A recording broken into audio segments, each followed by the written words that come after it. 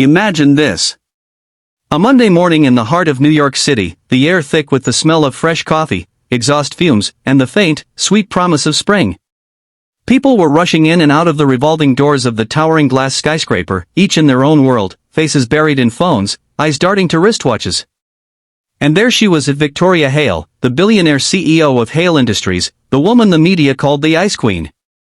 No one dared slow her down. She was precision in heels, dressed in a navy suit that screamed power, her stride sharp enough to cut through the crowd. She didn't wait for anyone. But fate, as it often does, didn't care for schedules. The elevator doors were about to close when she quickened her pace, her mind already preparing for the investor meeting that would decide the future of her company. And that's when it happened. She collided, full force, with a tall man carrying a little girl on his hip and a battered briefcase in his other hand. The impact jolted both of them, and his coffee cup went tumbling to the floor, splattering its contents across the polished marble tiles. "I'm so sorry," he said instantly, voice deep but warm, eyes looking straight into hers. They were hazel, not the kind you forget easily, the kind that held storms and sunshine in the same gaze. She opened her mouth to brush it off and step past him, but then the little girl in his arms, no more than 6, looked at her with the most curious eyes, clutching a worn-out stuffed rabbit. "It's okay, Daddy," the girl whispered, like she was trying to protect him from embarrassment. And something inside Victoria shifted. Just for a second, she didn't see the clock ticking or the meeting agenda in her head. She saw a father, doing his best to carry his world in 2 hands. The elevator ride was silent except for the hum of cables and the occasional squeak of the girl's shoes against her dad's suit. Victoria found herself stealing glances. He wasn't wearing an expensive watch or a custom-tailored suit. His tie was slightly crooked, his shoes scuffed. But there was something steady about him, something grounded. When they reached the top, she surprised herself by holding the door for him. "Which floor?" she asked, even though she was clearly in control of the panel. 37, he said with a shy smile. "First day at the marketing firm. Couldn't find a babysitter, so," he gestured toward the little girl, who gave a small wave. By the time the doors closed behind him, Victoria realized she was still smiling, something she didn't do often. The day went on, meetings and negotiations consuming her, but his face kept flashing back in her mind. She didn't even know his name. 2 days later, she saw him again in the building's lobby. This time, the girl was holding his hand, skipping to match his pace. Victoria almost walked past, but something made her stop. "How's the new job?" she asked. He blinked, surprised she remembered. "Better than I expected. And, I'm Daniel.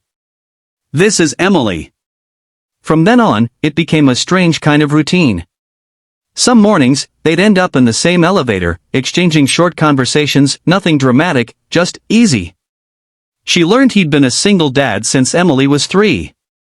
Her mother had left, and Daniel had been juggling part-time jobs while studying at night to finish his degree. Now, he was finally getting his break.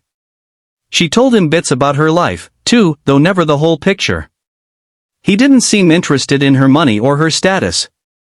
In fact, she wasn't even sure he knew who she really was. One rainy evening, they crossed paths again in the lobby. Emily was twirling in her raincoat while Daniel shook water from his hair. The elevator was out of service, so they ended up walking up the stairwell together, laughing when Emily challenged them to race to the next floor. By the time they reached his office, Victoria was breathless, not from the climb, but from the strange realization that she looked forward to these moments far more than she should. But then came the challenge.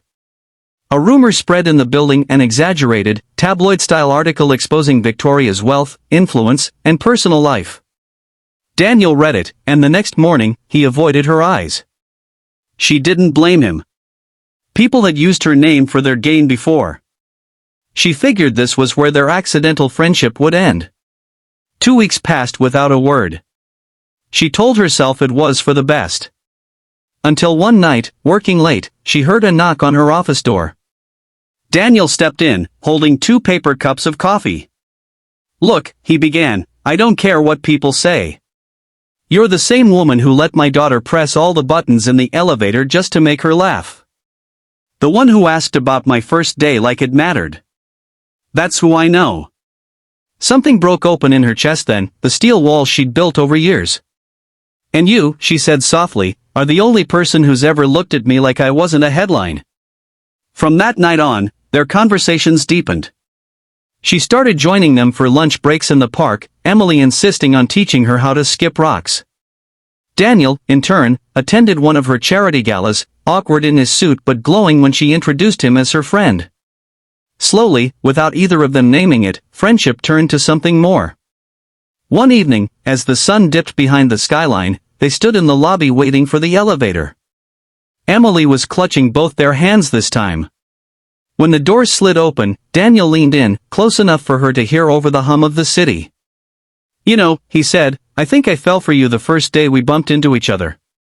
Victoria's heart caught. I think I did too. The elevator doors closed, sealing the moment in that quiet, humming space where it had all begun. If you believe in love that comes when you least expect it, the kind that doesn't care about status or headlines, just the people underneath, then this is your story too. And if you're watching right now, don't forget to like this video and subscribe to the channel, because love has a way of finding us when we're not looking, and who knows? The next elevator you step into might just change your life. Over the next few months, their lives began to intertwine in ways neither of them had planned, yet both quietly welcomed.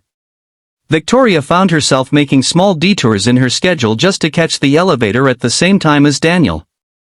She began noticing the little things, the way his tie was always a little off-center, how his laugh softened whenever Emily said something funny, the way he listened with genuine interest even when she rambled about work.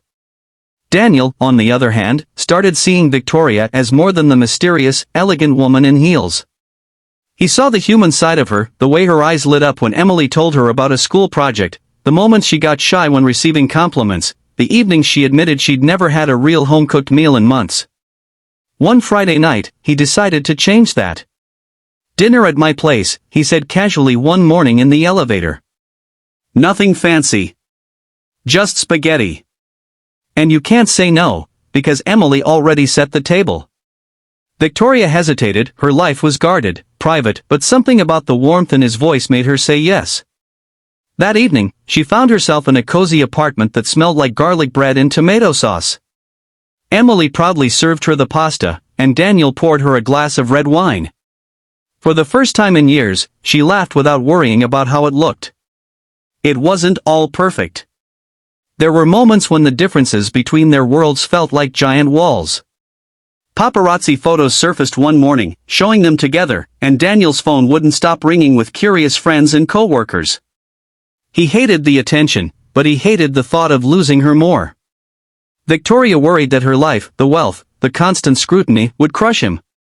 One night, after a particularly brutal day in the media, she told him, Daniel, you don't have to stay. My world isn't easy. He took her hand, steady and warm. Victoria, I didn't fall for your world. I fell for you.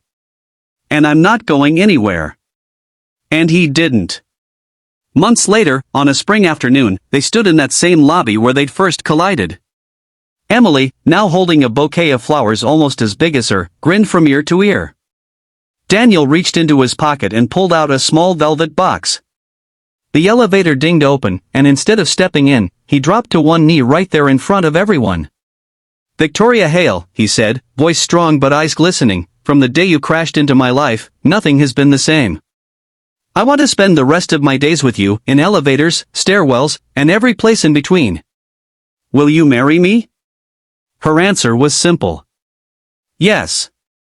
As the lobby erupted into applause, the three of them stepped into the elevator together, no rush this time. Just smiles, laughter, and the quiet certainty that sometimes, the most life-changing moments happen when you're simply trying to get from one floor to the next. And if you're still watching this, remember, love isn't always found in candlelit dinners or exotic vacations. Sometimes, it's found in a spilled coffee, a crooked tie, and the courage to say yes. So, like this video, subscribe, and keep your heart open. Because your next love story might be waiting just one elevator ride away.